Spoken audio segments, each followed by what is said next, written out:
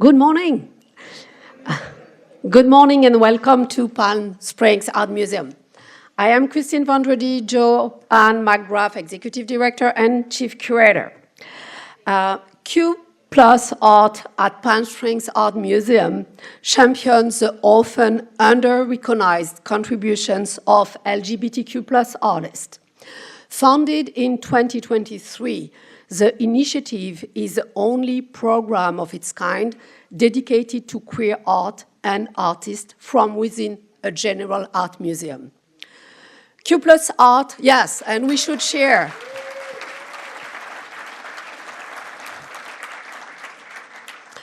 Q Plus Art recognizes the importance of Palm Springs as a center for LGBTQ plus community and culture in the United States, as well as the contributions of the region's queer community. The initiative advances the recognition of LGBTQ plus artists and art histories through exhibitions, programs, collection building, community engagement, and education. Today's talk and award presentation shines a spotlight on Nick Cave and his contributions through multimedia art as a Black queer artist. This award honors Nick Cave's groundbreaking contributions to contemporary art and social discourse. Through today's discussion with César García, we will dive deeper into Nick's practice. But before we do that, I would like to give a special thanks to our Q Plus Art donors who have made this initiative and program possible. Our founding benefactors, Craig Hartzman and James Jones, our legacy benefactors, William E. Connell and Philip T. Borden, our founders and patrons who are with us today. Without you, we cannot continue to have such a meaningful initiative. So thank you all.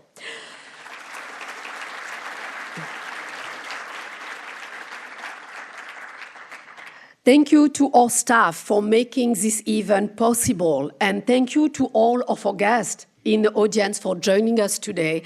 We know that it might be difficult to drive in the rain for desert people, so we appreciate that even more.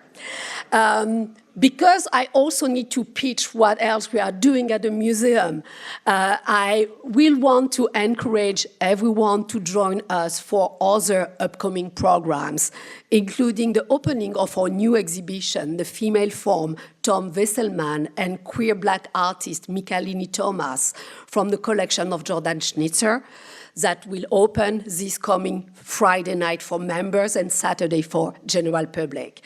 And to attend the film screening of Day Without Art for Visual AIDS Day. Also to join us, if you can, for a performance by Lake Verea in December titled Rub is More, a luminaire frottage. I would now like to welcome to the stage one of our Q Plus founding benefactor, Craig Hartzman.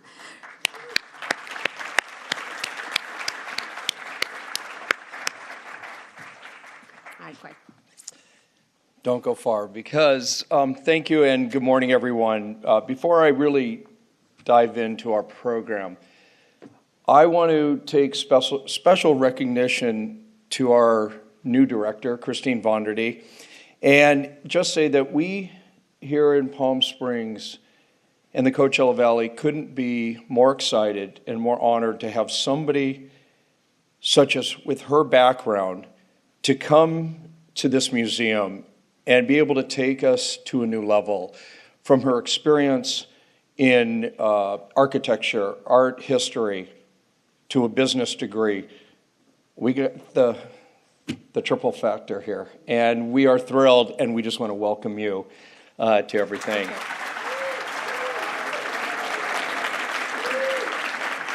Not only am I guess my husband and I are kind of the founders of Q+, but also I am the chair of the board. And I just wanted to say that when our last director was was leaving to go back to build his family in Denver, we had a long talk, and he's the one who really came up with this whole thing of Q plus art, and he convinced me, my husband and I, to give an amount that was a major stretch for us. But what his departing words, one of the most important things that Adam Lerner said to me was, Craig, make me a promise that you'll keep Q plus going. And I made him that promise, and when Christine became our director, he said, be with her and make sure that she carries this on. And what she has demonstrated is unbelievable determination and right with us to keep this program not just going for here, but taking it off to a new level. So we appreciate that. So today we do celebrate those whose creativity is not only transforms materials, but transforms lives, visibility, and understanding.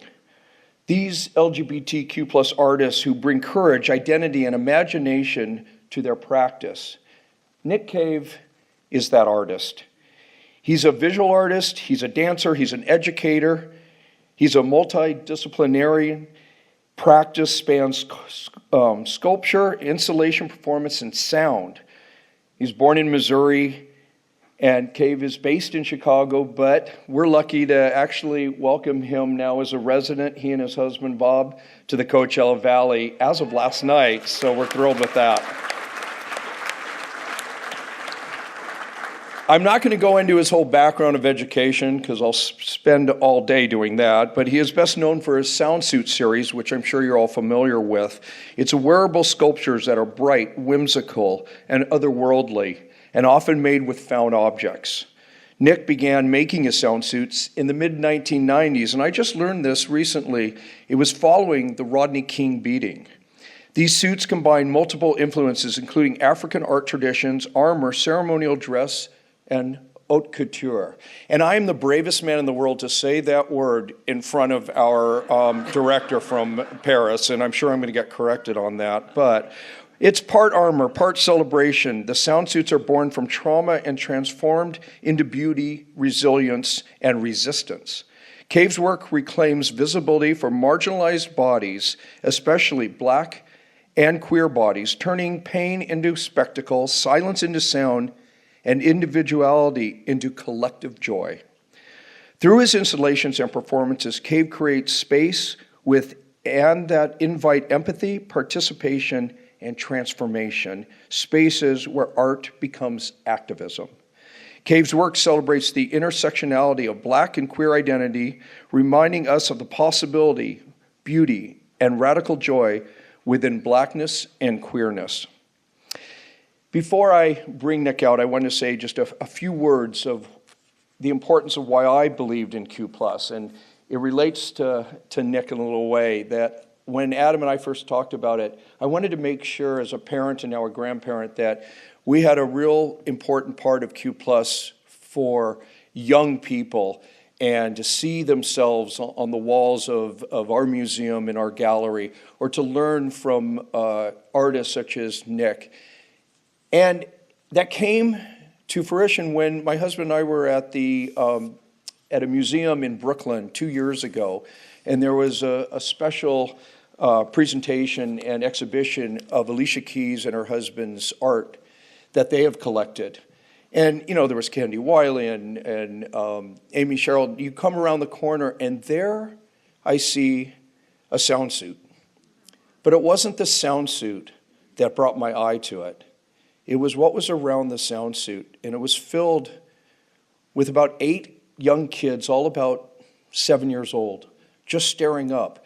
Brown kids, Black kids, white kids, Asian kids, all together from a class. And the teacher was explaining this, and they were mesmerized. And that was the moment that I could see that they were learning from art and looking at themselves, and that is why I started Q+ and really put that behind. And it was Nick Cave's art that made that all come together for me. So, on behalf of the museum and on behalf of Q+ Art, we'd like to present Nick Cave with the 25-26 Q+ Art Award.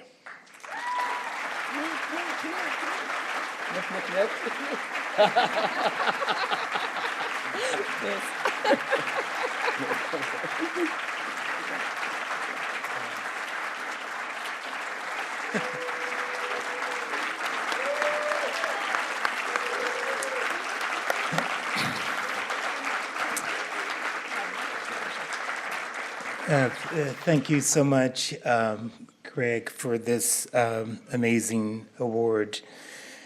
You know, I stand proud in my Blackness. I stand proud in my queerness, and I stand proud as an artist. And it's important to know that you are simply enough. And so this award, you know, I take with pride, and it allows me to sort of understand my purpose and why I do what I do and why I'm here in this world doing that. So to artists, it's not easy. It's very, very hard, but it is worth every ounce of your spirit, your soul, to be relevant and to be present and to be critical, and particularly in this time right now. You know, art has always been a reflection of the world in which we live in. And we need to be present, we need to be activists, and we need to pursue joy and happiness and unite as one. So thank you so much. Well, to be in conversation with Nick now, I will ask César García Alvarez to join us. Before I do that, a few words about César. César García Alvarez is Mexican-born, Los Angeles-based curator, writer, and educator. He is the founding executive and artistic director of the Mystic Room, and previously served as well as a co-curator of Made in LA in 2012. He was also a US commissioner for the 13th Cairo Biennale, and he also is a brilliant co-curator of Desert X 2021. So please welcome with me César García Alvarez.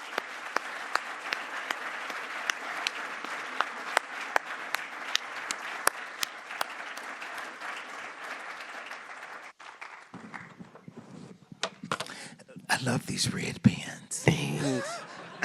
I figured I was going to be on stage, so I should not disappear. I'm so glad to be doing this with you. Me too. And glad to have you here in the desert. I think we have about 45 minutes, so let's get to it. I want to start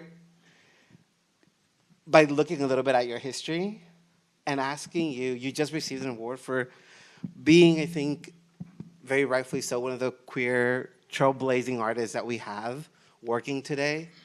And so as you receive this award, who are some of the sort of ghosts, guides, and chosen ancestors that you think have shaped and led you to do the work that you do, especially in thinking about spaces of Blackness and queerness?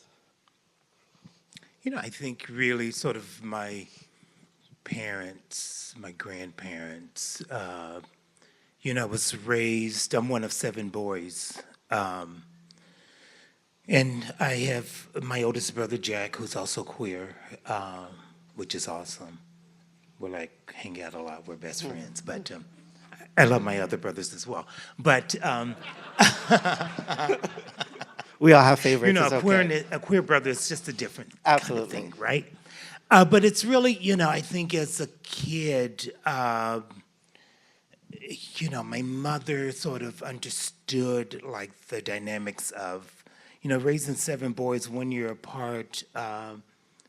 You know, I found myself sort of sitting and drawing or painting and so for her, that was sort of, she could see that that's what settled me. Mm-hmm. And so she didn't have to put as much focus as opposed to sort of paying attention to those other brothers that maybe needed more attention. So, for her not to get in the way of that sort of part of my sort of sensibility and allowing me to sort of be expressive in this way that sort of solidified my sort of existence, just sort of, not tampering with, whether or not what I'm doing is valid. And I think that, and then once I came out, it was no issue, no problem, and just sort of that unconditional love and embrace from my entire family sort of construct has been extraordinary. My mom is one of 18. And so, it's sort of like this amazing village that sort of built us. And my grandmother, she, I was with her one day, I was maybe 12. And I was going to the grocery store with her, and she put her hand on my forehead like this and said, "You have Papa's soul." And that was my great-great-great-grandfather. And so, that moment just sort of coded me in a way that allowed me to navigate through a world that sometimes is very complicated.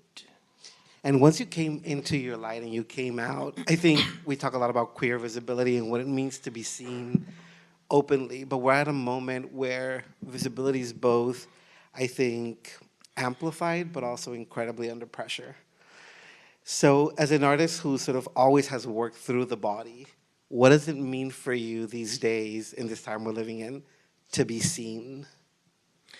It's interesting when you say that, because right now I feel like I'm coming out in this new body of work. Prior, I've been sort of covered up, as you see here. Yeah.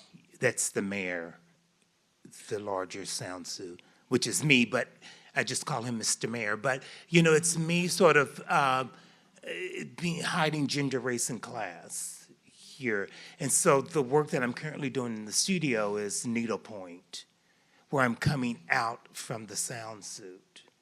So I'm sort of like, whoa, I'm coming out. Like, what the hell? I thought I was out. Mm. But it's a different sort of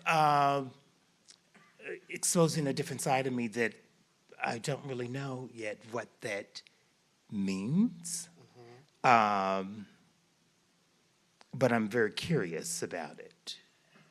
So I'm looking at identity through dress and how dress becomes power and sort of, because I'm very interested in, I've always been interested in fashion as a sort of a way of sort of identification and communication. Yeah, let's talk about that, because I think also it's interesting about the needlepoint. There's something incredibly intentional about the materials you've chosen to work with, the things you've decided to use to assemble and construct your works. And in many ways, there's something ritual-like to your practice of transforming something that may be ordinary into something that's incredibly extraordinary. But as you're choosing what to work with, whether it be cloth or fabric or the materials that often have incredible sort of resonance of memory and histories, how do you navigate that in terms of your formal choices of materials when the things you're working with come with a story and you're using them to make a new one? Well, in the studio practice, I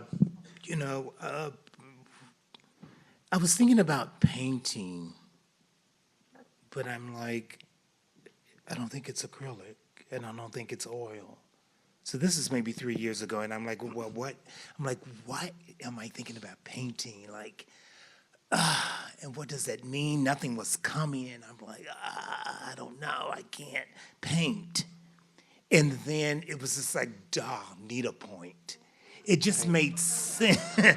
Like, yeah. But it made sense because I am a maker. Like, yeah. I make with my hands. And at the end of the day, when I'm sort of shifting sort of medium, and I think it's really sort of, I've always looked at finding material that supports the idea. Right. So it could be clay if it has to be clay. But, you know, and for me, it's really about the essence. As long as I can transfer the essence of my practice into a new medium, then everything is going to be perfect. But you know, I'm a maker, and I sort of make cloth in terms of, you know, I build it. It's never two-dimensional. It's always sort of built in multiple layers, and so again, it just sort of, you know, that understanding of that material just sort of became very clear. But it takes a minute. It takes time for me to sort of work through that and understand what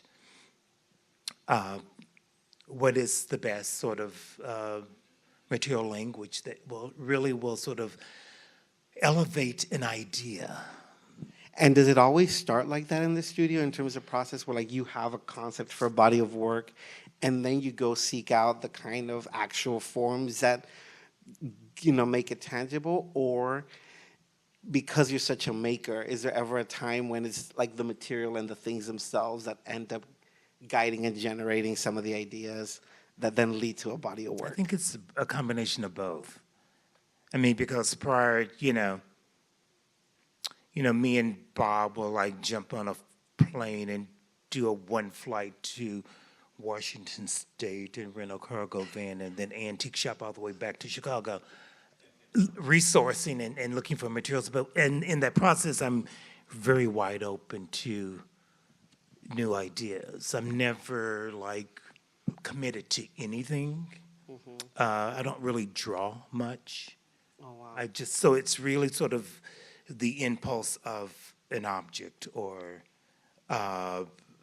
you know, in order for me to work properly, I need to have everything around me. And so I'm operating like a conductor. I'm just pulling and building and making in the moment and not sure what I'm making, but sort of just allowing my sort of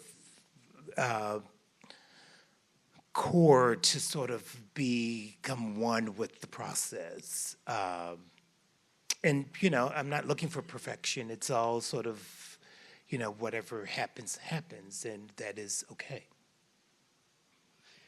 We keep, I mean, there's a Soundsuits on the TV, and I feel like the Soundsuit has become such an iconic part of what people sort of affiliate your practice with. But it's also just one component of a much broader work. But the Soundsuit, in many ways, also sort of becomes, it's both a kind of armor, a kind of camouflage, a kind of spectacle. Considering that you've sort of been making other work recently, looking back at the Soundsuit today, what is the Soundsuit supposed to be protecting us from or for? Well, you know, I think for me, you know, the Soundsuit has always been what I needed to sort of, you know, we're in such a troubling world that, you know, it's amazing to think that my identity, you know, first as a black male, is always sort of subject to being sort of victimized or ridiculed or used as a ploy or to sort of question who I am. And so, you know, to think that I'm always questioning who I am because society is always sort of shifting the narrative. And so with that being said, and, you know, in queerness, it's just like a double entendre at the same time that I'm sort of like, it's so much to process. And so I'm sort of looking at a Soundsuit as a way of adorning the body and sort of putting in place what I've always been raised to understand, that, you know, I am special and that I am beautiful. And so I'm sort of, you know, at the same time adorning and embellishing accordingly to my beliefs, and being able to use beauty as a form of armor and as a sort of way of pushing back. The masking function they have down also inevitably generates some erasure, I think. At this moment, should we be hiding almost as a form of survival? I feel like it's a conversation I'm having with a lot of artists around thinking about how we show up in our beauty, in our brightness, as opposed to choosing to perhaps step back a little bit and not be seen. And I feel like for me, the Soundsuit has always done both. Yeah, I think it's really sort of, who are you going to be in the room with? So I think you have to be able to understand the footing. For me, I'm always sort of, I understand the sort of arena, the space in which I'm about to engage in. So that sort of dictates how I'm going to sort of perform. We all perform. Right.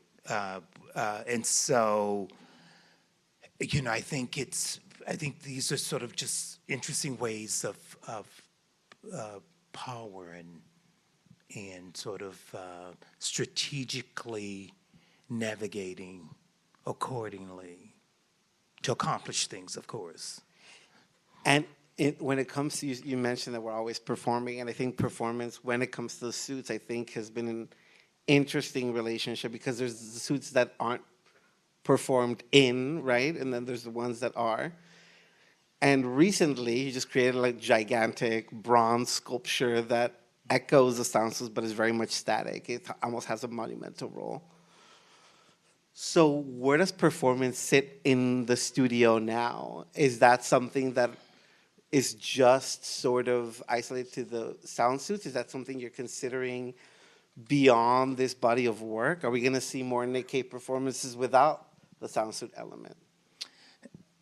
Yeah, it's, right now I'm totally sort of into bronze and sort of thinking about really the role of an artist outside of institutions and into the public realm.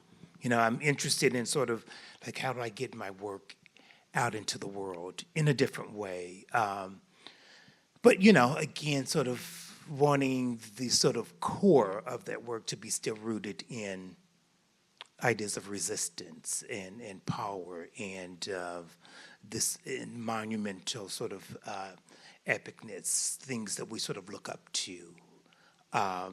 But within that, there's still sort of adornment and embellishment, and I want there to be ideas of compassion and empathy. I want there to be a sentiment within this work. It's really, really important that it's cold, but it's very there's a softness to it. But I'm really interested in sort of, again, thinking about that work static, but I'm also sort of, it's very much part of really what's important to me is the practice that sort of involves the work in community outreach and sort of, bringing performance to a city, but you building the performance by hiring the community to build it. And so, I understand institutions and all of that, but it's really sort of, community at large and being able to sort of to build a project and to listen to these testimonies in ways that, it's never the sort of end result of a performance project. It's really sort of the making that holds the power. And so, materially, I got to see the bronze in person at the Tribeca space, first iteration. And the thing that struck me the most is how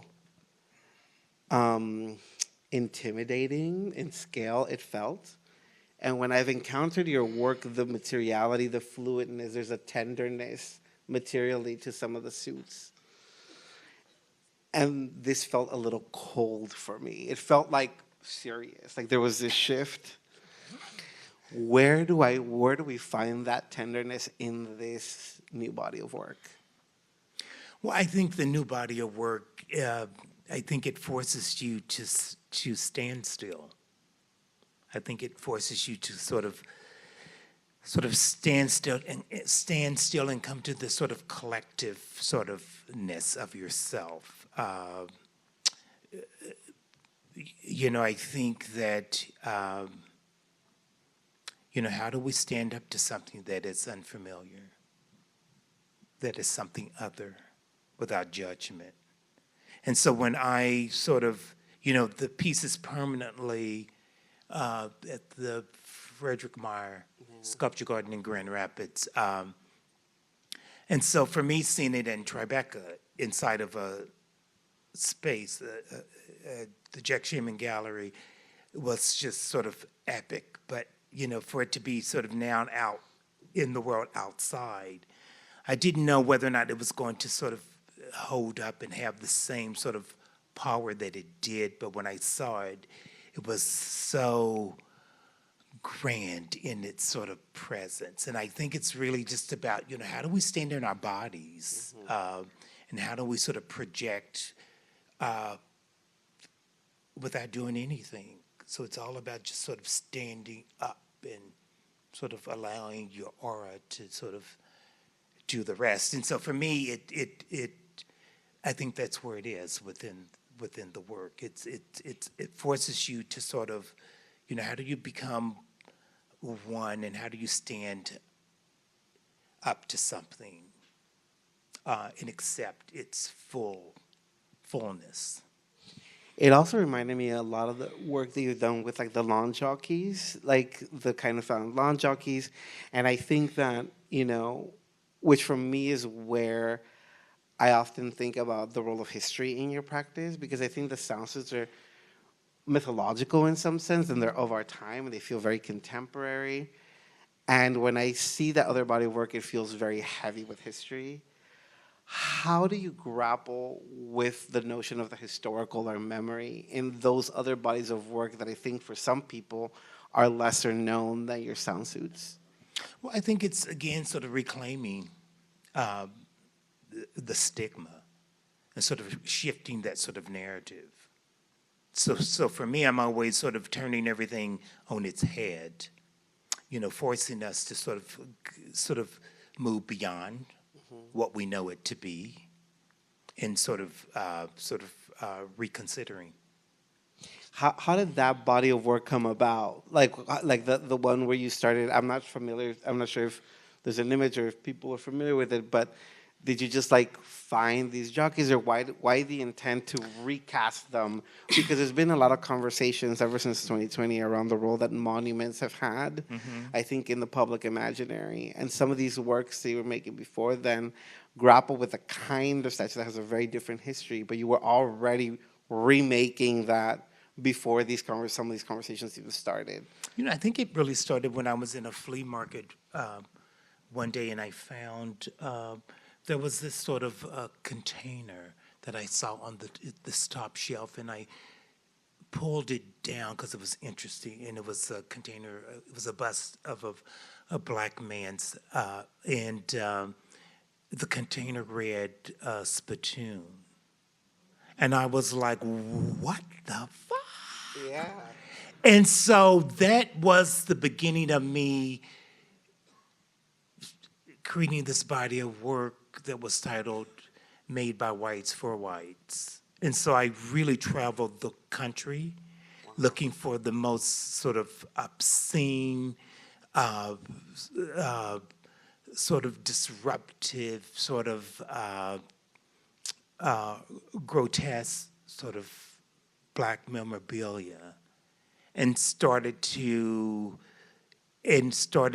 collected that, and then started to, again, that's when I started to shift, somehow I've got to shift the sort of narrative, and, it's yet I have to, part of me has to accept what is being manufactured, just to think about the idea of manufacturing racism as a product was just like crazy to think about, but it's so real.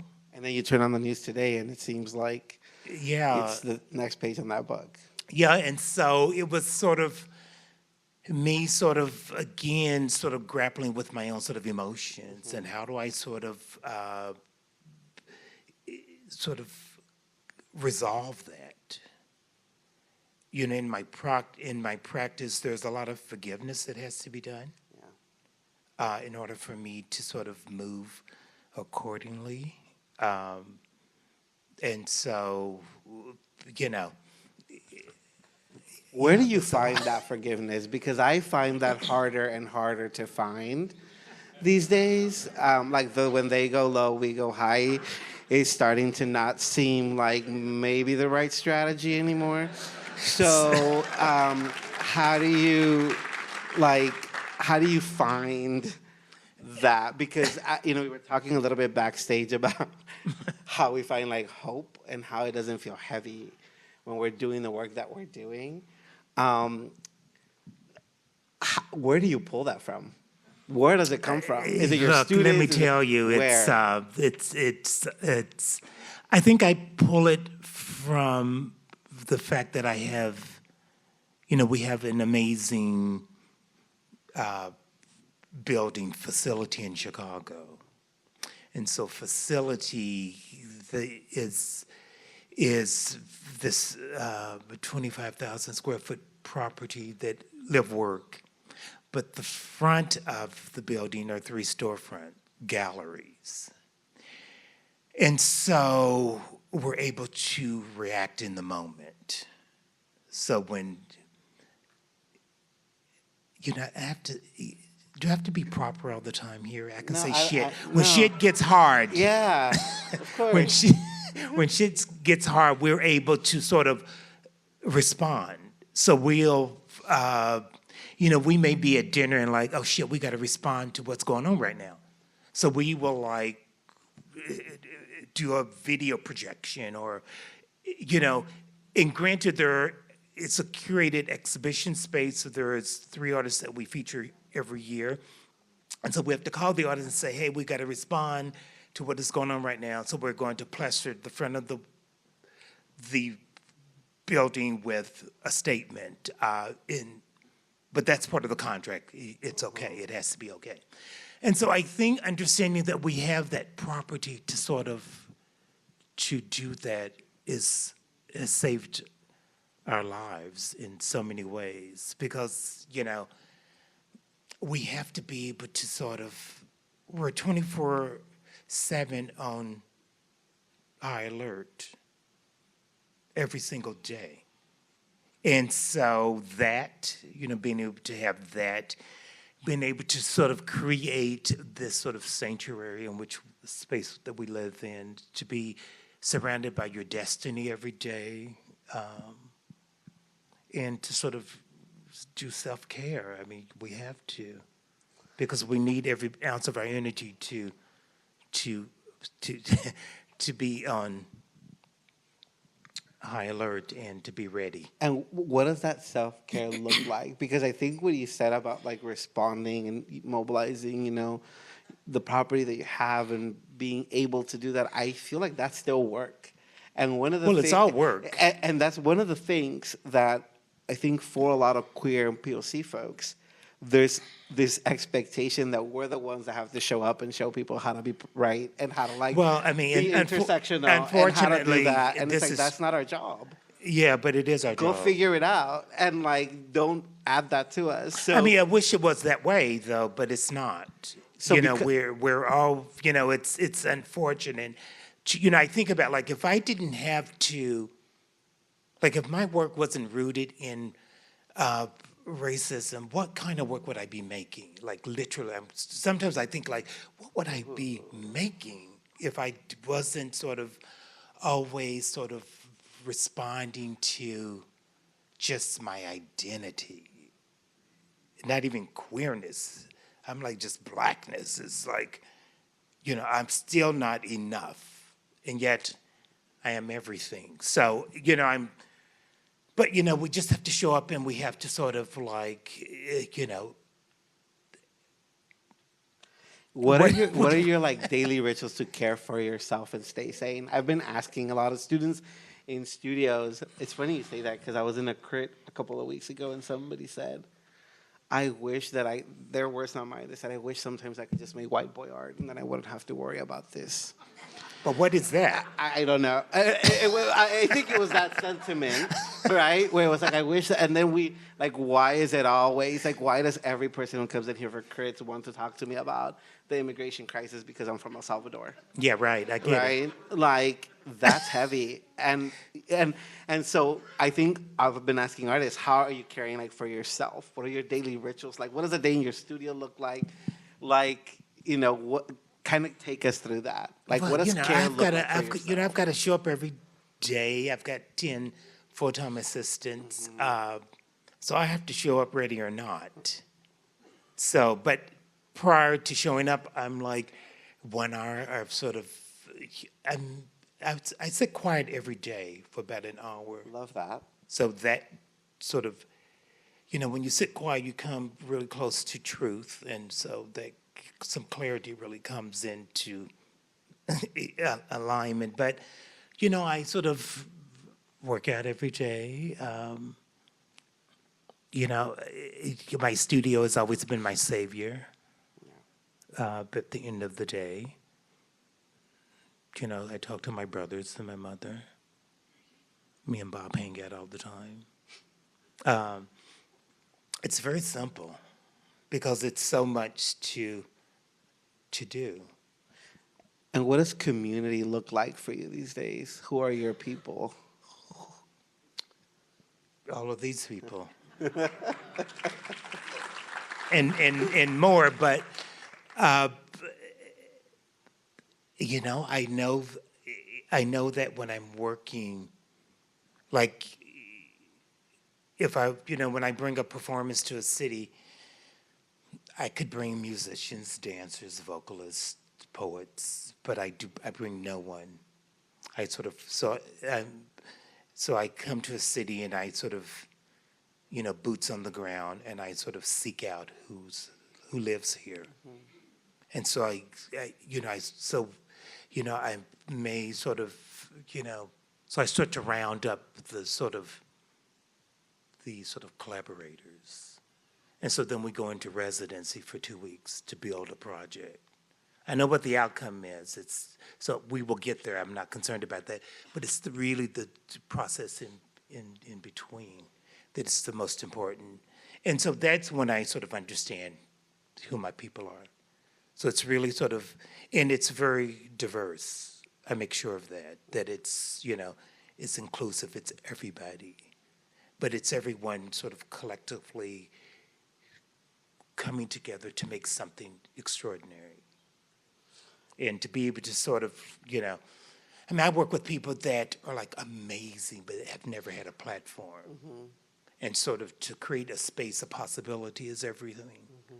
We just need that one sort of moment to experience that's going to change how we see ourselves. So, and in terms of putting your own thinking and work in conversation with others, or finding inspiration for how your ideas grow, sort of a two-part question is, what other artists do you look to, you know, or think about in any way, shape, or form in terms of thinking about your artistic lineage? And then also, as you're developing ideas in the studio, what are you reading these days? What are you watching? What are you listening to? Where does that creative sort of nurturing come from? In terms of other artists, I'm not looking at any one particular artist as opposed to, you know, a lot of different artists. It's not only artists, it's fashion, it's film, it's poets. So it's not that I'm ever like, you know, committed to one thing. It's like, you know, when I'm on a study trip with the students, it's like, you know, we're not only looking at art, but we're looking at design. We're in design studios, we're in fashion houses, we're in solo studios. So it's not, because I think my world sort of consists of all of it. Uh, in terms of, music, every day it's Shirley Horn. Like every morning, Wow. Here's to Life. It's been for like 30 years. Oh, wow. And then I could end up with George Clinton, I mean, at the end of the day. So it's really sort of, again, not one thing or another, but just sort of this sort of melting pot of curiosity, because everything sort of feeds the other. You, besides, like, outside and beyond just your studio practice, you're also an educator. And I think that's something that, very lucky students that get to work with you. But how do you see your role and your responsibility as a teacher?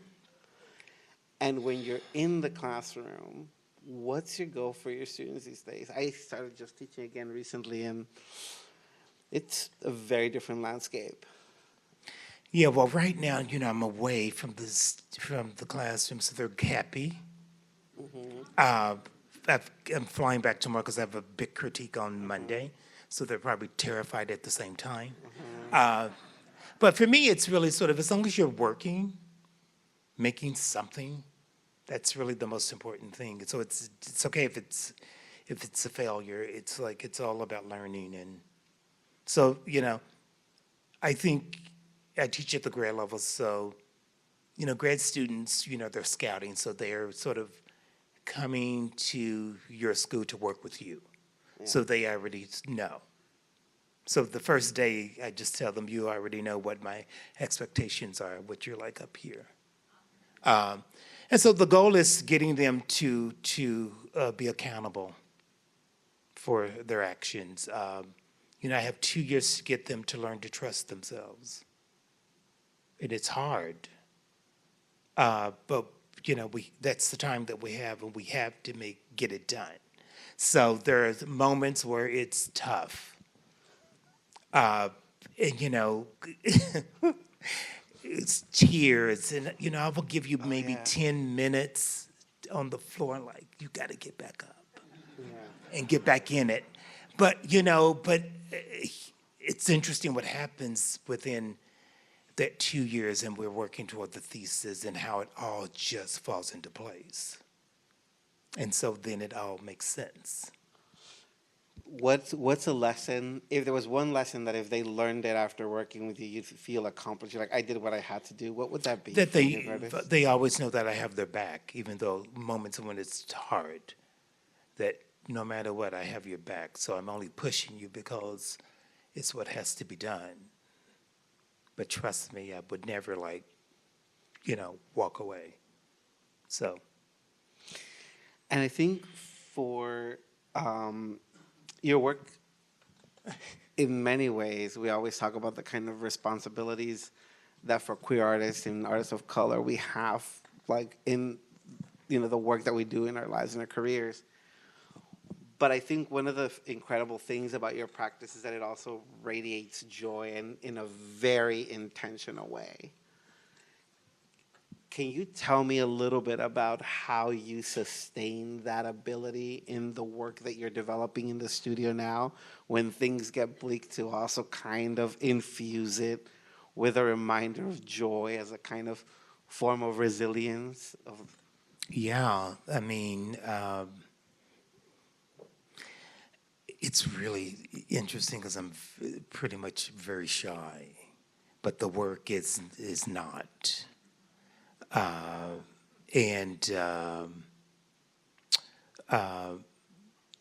think about just sort of ideas of seduction, and how do I sort of take you on this journey? What are ways in which I sort of set the work up to pull you into it? Because, the surface is never hard. It's really once you get in.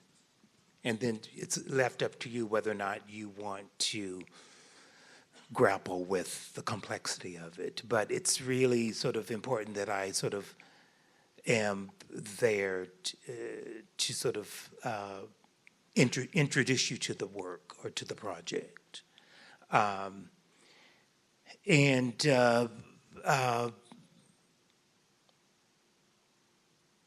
but joy is resolution too.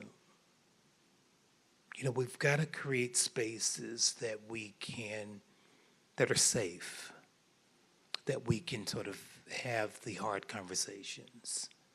You know, it's rare that I do a project where the space is not considered for convenings of sorts. So I'm never like interested in just an exhibition as opposed to how does the work serve? And in what capacity does that sort of mean? And so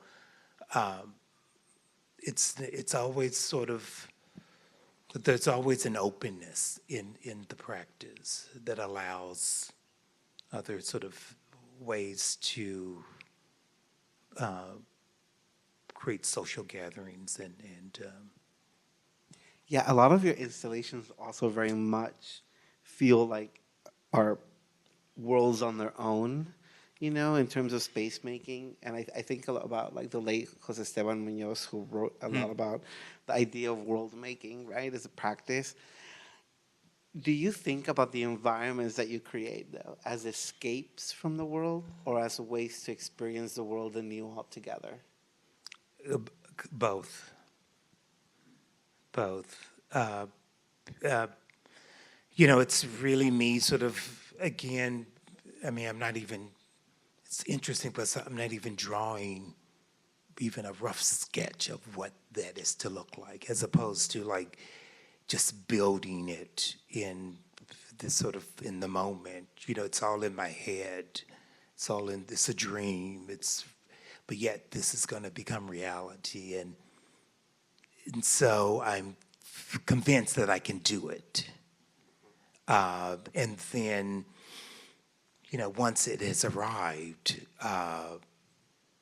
it's so many sort of other amazing discoveries that I am not even close to being aware of, that I'm like in awe, like, oh my God, like as the light moves through the day, the environment's completely sort of morphs into something else. So, and that's the sort of amazing thing about like the way that I work, that it's never seen just one way. So I think it sort of goes back to, you know, turning things on its head, that it's never what it appears to be only, that there's more to it. I think we have like time for I have two more questions for you. I'm trying to be mindful of time, but I think as we get ready to wrap, one of the questions wanted to ask you was, in your role both as an artist and projects you're working on, and being in your role as an educator, and seeing sort of what is the context we're living in, what do you think is the responsibility of artists as citizens today, participating in civic society, beyond our studios, beyond our writing institutions? What role do artists have to play outside of that? I think it's so critical. You know, I think that, you know, I remember as an 18-year-old young artist, you know, I was just doing happenings on the street. You know, I was making weird things to wear, and I would just corral all of my friends, and we would like, you know, do a procession down Main Street, and just sort of, again, sort of understanding that, you know, the world is our canvas. I sort of knew that when I was very, very young. And so, you know, I've never sort of relied on just an institution to sort of set the stage, that, you know, the world's a stage, and it can be occupied in so many different ways. And to wrap up, I'll ask you something interesting. But if there was one truth about queer life that art making has taught you, what would that be? Just fabulousness. And with that, thank you so much, Nick. Thank you all for joining us.